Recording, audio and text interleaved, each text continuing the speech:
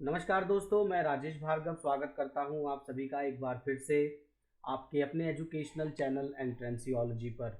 दोस्तों, आज का जो ये वीडियो है हमारा वो है आधारित सामान्य ज्ञान पर, जो क्वेश्चन आंसर्स की हमारी एक नई सीरीज शुरू होने जा रही है आज से। और इसमें हमने जो है महत्वपूर्ण क्वेश्चन जो हैं वो इंक्लूड किए हैं इस सीरीज़ में, और ये सीरीज कई पार्ट्स में आएगी। और इसमें जो है प्रीवियस ईयर्स के जो इम्पॉर्टेंट क्वेश्चंस हैं मुख्यतः वो जो है उसको आंसर के साथ जो है डिस्कस किया जाएगा। तो आशा करता हूँ कि ये जो सीरीज़ है सामान्य ज्ञान के क्वेश्चन आंसर्स की प्रीवियस ईयर्स के, ये आपको जो है आपके लिए उपयोगी होगी आगामी परीक्षाओं के लिए। तो चलिए शुरू करते हैं। शुरू करने से पहले मैं बताना चाहूँगा एक बार फिर से कि अगर आपने अभी तक हमारा चैनल सब्सक्राइब नहीं किया है तो जल्दी से सब्सक्राइब का बटन दबा दीजिए और साथ ही साथ बेल आइकन को भी प्रेस कर दीजिए ताकि हमारे आने वाले वीडियोस का नोटिफिकेशन आपको मिल सके। और फ्री स्टडी मटेरियल के लिए आप हमारी वेबसाइट entranciology.com पर भी विजिट कर सकते हैं। आप हमसे सोशल मीडिया पेजेस के थ्रू भी जुड़ सकते हैं, फेसबुक, ट्विटर और इंस्टाग्राम पर। तो चलिए शुरू करते हैं हमारी आज की ये नई सीरीज का पार्ट 1। पहला सवाल है, विद्युत बल्ब में कौन सी गैस भरी जाती है? विद्युत बल्ब यानी कि इलेक्ट्रिक बल्ब में कौन सी गैस भरी जाती है? इसका उत्तर है आर्गन गैस। आर्गन गैस जो है वो विद्युत बल्ब में भरी जाती है। नेक्स्ट क्वेश्चन है, परमाणु के नाभिक में क्या होता है? परमाणु का नाभिक सबसे पहले हम यहाँ पे जो है इसका आंसर बताना चाहूँगा मैं यहाँ पे कि परमाणु के नाभिक में होता है न्यूट्रॉन और प्रोटॉन।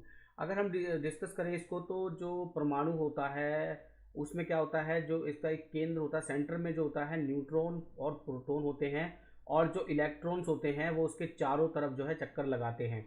इलेक्ट्रॉन्स पे ऋणात्मक चार्ज होता है, निगेटिव जो है चार्ज होता है, यानी ऋणात्मक आवेश जिसे बोलते हैं हिंदी में हम। और प्रोटॉन पे जो है पॉजिटिव चार्ज होता है, धनात्मक आवेश होता है। और न्यूट्रॉन जो होते हैं वो न्यूट्रल होते हैं। तो यही सवाल है हमारा कि जो एटम होता है, एटम के नाभिक यानी कि जो उसका केंद्र होता है, सेंटर होता है, उसमें क्या होता है? तो आपको जवाब देना है इसका न्यूट्रॉन और प्रोटॉन होते हैं जो है परमाणु के नाभिक में, यानी कि सेंटर ऑफ द ऐसे जो है एटम के सेंटर में। और इलेक्ट्रॉन जो है उनके चारों ओर चक्कर लगाते हैं अपनी कक्षा में।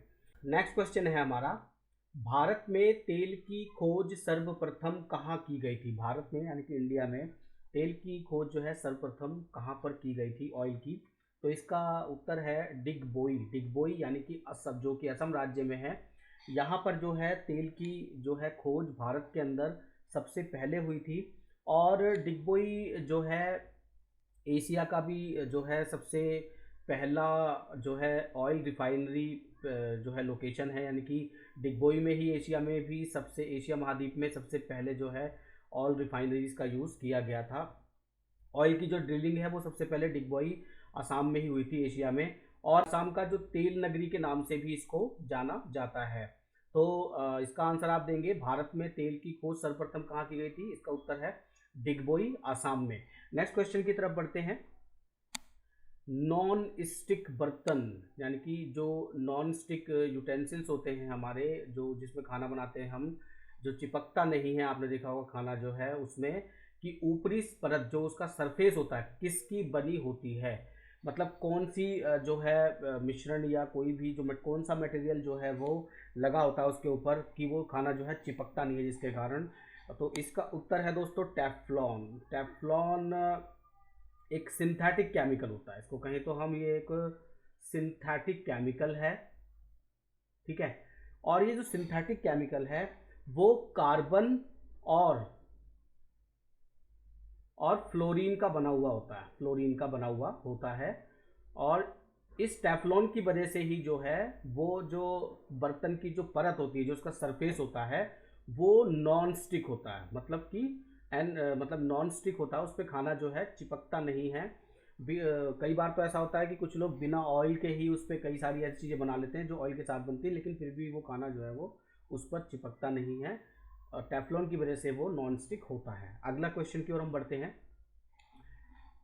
मैकमोहन या मैकमोहन रेखा किन देशों के बीच है? मैकमोहन या मैकमोहन जो रेखा है वो किन देशों के बीच में है? तो इसका उत्तर है दोस्तों भारत और चीन, यानी कि इंडिया और चाइना, इंडिया और चाइना के बीच जो है ये मैकमोहन या मैकमोहन लाइन है, और ये खींची गई थी सर हेनरी मैकमोहन के द्वारा, जो उस समय के जो एक ब्रिटिश एडमिनिस्ट्रेटर थे और पहले वो आर्मी में भी रह चुके थे। उनके द्वारा जो है भारत में जो है ये मैकमोहन जो रेखा है भारत और चीन के बीच में ये प्रपोज की गई थी, और जो है इसका श्रेय जो है वो सर हेनरी मैकमोहन को जाता है। नेक्स्ट क्वेश्चन की ओर बढ़ते हैं।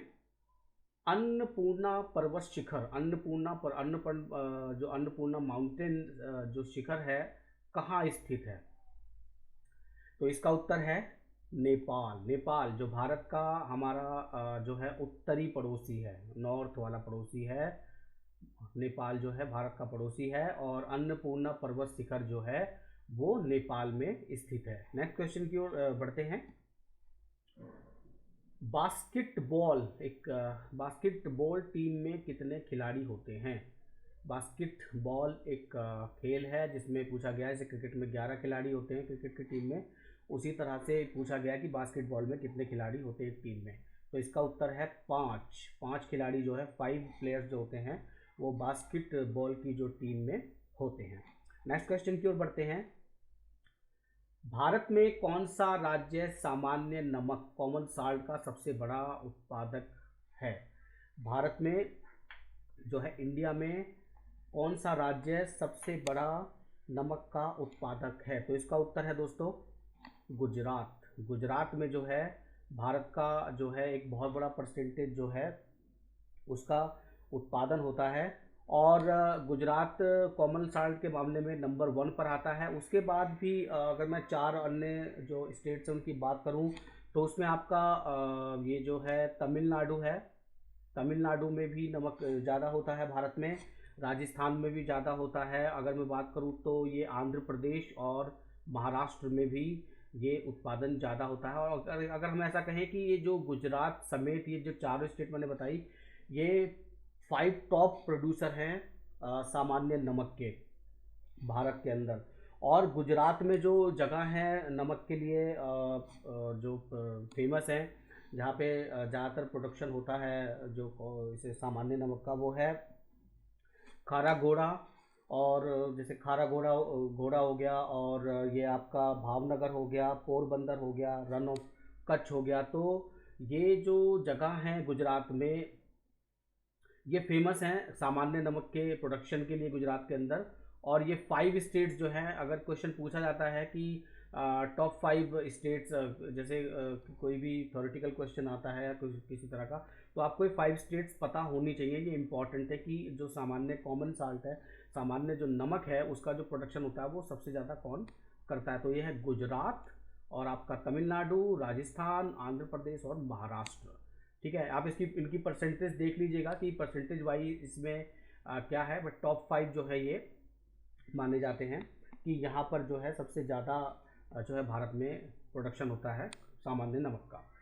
नेक्स्ट क्वेश्चन है, ओजोन स्तर हमें किससे संरक्षण प्रदान करती है? ओजोन स्तर, ओजोन लेयर। दोस्तों जैसा कि आप सभी पहले पढ़ चुके होंगे कि जो हमारी धरती होती है, और धरती पर जब सूर्य का प्रकाश आता है तो वो छन कर आता है एक लेयर में से, यानी कि जो हार्मफुल रेडिएशंस होते हैं वो बाहरी रह जाते हैं अंतरिक्ष में ही, और हमें जो प्रकाश मिलता है वो हमारी जो बॉडी होती है, हमारे जो अन्य जीव जंतु होते हैं, पौधे होते हैं, उनके सर्वाइवल के लिए जो है वो सही होती है। और जितनी भी जो बेकार जो विकिरण होते हैं, यानी कि जो हार्मफुल जो रेडिएशंस होते हैं, वो सारे जो हैं बाहरी रह जाते हैं उस छन्नी के कारण। तो जो छन्नी प्रकाश को छानती है पृथ्वी के लिए, उसको बोलते हैं हम दोस्तों, वो है ओजोन लेयर।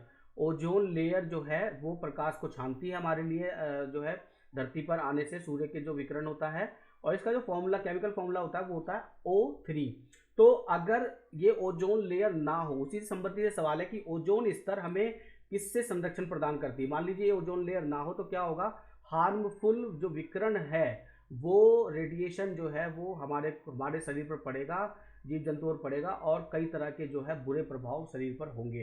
तो इसका उत्तर है दोस्तों पराबैंगनी विकिरण विकिरण से जो है ओजोन लेयर हमें बचाती है। पराबैंगनी विकिरण की अगर मैं बात करूं तो अल्ट्रावायलेट जो रेडिएशन होता है इससे ओजोन लेयर हमें बचाती है। और अगर पराबैंगनी किरणों के जो है प्रभाव में हमारी शरीर आ जाता है, हमारी स्किन आ जाती है, तो हमें जैसे सनबर्न होता है, और आपका हमारी जो स्किन है लेदरिंग जो है लेदरिंग स्किन हो जाती है, और प्री मैच्योर एजिंग जैसे कि जल्दी बुढ़ापे जैसी स्किन हमें लगेगी, या स्किन कैंसर जैसी समस्याएं हमें हो सकती हैं अगर हमारा हमारा जो शरीर है वो ज़्यादा देर तक पराबैंगनी किरणें यानी कि यूवी रेस के जो है प्रभाव में आता है। तो इसका उत्तर है दोस्तों, ओजोन स्तर हमें किससे संरक्षण प्रदान करती है? अल्ट्रावायलेट रेज यानी कि पराबैंगनी विकिरण से। नेक्स्ट क्वेश्चन की ओर बढ़ते हैं। किस देश में औद्योगिक क्रांति सबसे पहले शुरू हुई? दोस्तों, औद्योगिक क्रांति यानी कि इंडस्ट्रियल रिवॉल्यूशन किस देश में सबसे पहले शुरू हुआ था? तो इसका उत्तर है इंग्लैंड में। इंग्लैंड में जो है इंडस्ट्रियल रिवॉल्यूशन सबसे पहले शुरू हुआ था, औद्योगिक क्रांति, जहाँ पे जो है उद्योगों को बढ़ावा दिया जाता है औद्योगिक क्रांति में। और ऐसा माना जाता है कि ये 1760 से करीब करीब ऐसा माना जाता है कि ये 1840 तक का कुछ विद्वान जो है समय मानते हैं इसको कि क्रांति जो है इंग्लैंड में चली थी, जो इंग्लैंड में, और ये विश्व की सबसे पहली जो है औद्योगिक क्रांति थी। तो नेक्स्ट क्वेश्चन की ओर हम बढ़ते हैं। शरीर में एनीमिया रोग किस कारण से उत्पन्न होता है? शरीर में एनीमिया जो रोग है, एनीमिया एक बीमारी है, वो किस कारण से उत्पन्न होता है? इसका उत्तर है आयरन की कमी से। आयरन की कमी से जो है शरीर में एनीमिया नामक जो रोग है वो हो जाता है। इसलिए जो है हमें जो है आयरन युक्त जो भोजन है वो हमें खाना चाहिए, जैसे हरी सब्जियां हैं, तो इस तरह की अगर हम सेवन करते हैं, आयरन को भरपूर मात्रा में लेते हैं, तो हमें अनीमिया नामक रोग नहीं होगा। और अनीमिया नामक रोग के जो लक्षण हैं अगर मैं आपको बताऊं तो वो होता है आपका जैसे सांस उखड़ती है, शॉर्टनेस ऑफ ब्रेथ हो जाती है, जो हार्ट बीट है यानी कि दिल की धड़कन है वो इरेगुलर हो जाती है, ज़्यादा भी हो जाती है कई बार, और स्थिर नहीं रहती। जैसे कि मनुष्य का जो जो दिल की धड़कन है वो लगभग लगभग 70-72 बार जो धड़कता है 1 मिनट के अंदर, वो जो नॉर्मल जो हार्ट बीट है वो एनीमिया में नहीं रहती है, फास्ट हो जाती है, रेगुलर हो जाती है, और सर में दर्द भी हो सकता है। तो इस तरह से जो है अनीमिया की हम पहचान कर सकते हैं। और अनीमिया नामक जो रोग होता है वो आयरन की कमी के कारण होता है, इसलिए हमें भरपूर सेवन करना चाहिए जो आयरन युक्त जो भोजन होता है। नेक्स्ट क्वेश्चन की ओर बढ़ते हैं। भारत का कौन सा राज्य सदाबहार चंदन के लिए प्रसिद्ध है? सदाबहार चंदन के लिए भारत का कौन सा राज्य जो है वो, चंदन को अगर मैं बोलूँ इंग्लिश में तो इसको बोलते हैं इंग्लिश में सैंडलवुड। तो सैंडलवुड जो प्रोड्यूसर है वो कौन सा राज्य है? वो है कर्नाटक। कर्नाटक जो राज्य है वो भारत में सैंडलवुड के जो प्रोडक्शन के लिए बहुत ही फेमस है इंडिया के अंदर। और अगर मैं दूसरी राज्यों की बात करूं तो इसमें तमिलनाडु और फिर उसके बाद केरला का नंबर भी आता है सैंडलवुड में। यानी कि अगर मैं इन तीनों राज्यों की बात करूं, सबसे पहले तो कर्नाटक राज्य है जो सैंडलवुड जो है प्रोड्यूस करता है, सबसे ज़्यादा भारत का राज्य है।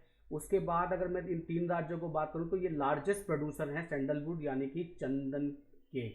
तो इसका आंसर हमें यहाँ पे मिल जाता है। नेक्स्ट क्वेश्चन पे बढ़ते हैं आगे।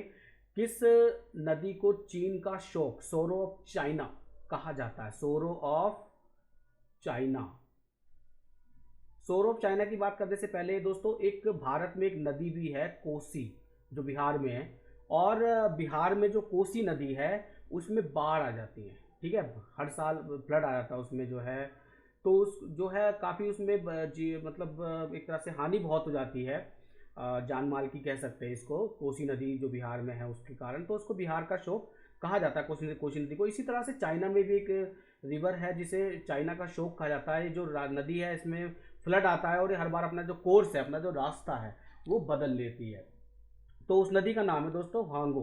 वांगो जो नदी है वो उसको हम चीन का शोक यानी कि सोरो ऑफ चाइना कहा जाता है। जैसे भारत में बिहार में कोसी नदी को बिहार का शोक कहा जाता है। नदी जो है वांगो नदी जो है वो अपना जो कोर्स है वो बदल लेती है, अपना रास्ता जो जल मार्ग है वो बदल लेती है, और इसमें बाढ़ आने के साथ साथ तो उससे काफ़ी तबाही होती है। अब जैसे मान लीजिए कहीं भी हमारा घर बना है और नदी 1 किलोमीटर दूर है, अब पता लग रहा है 6 महीने बाद उस नदी में बाढ़ आई और वो हमारे घर के सामने से बहने लग गई या हमारे घर के बीचों बीच या गली में बहने लग गई। तो उससे क्या होता है कि एक निश्चित जगह नहीं मिल पाती लोगों को बसने की, और वो अगर वो कहीं बस भी जाते हैं तो एकदम से बाढ़ आती है, नदी अपना रास्ता बदल लेती है, तो उससे काफ़ी जान माल का नुकसान जो है होता है।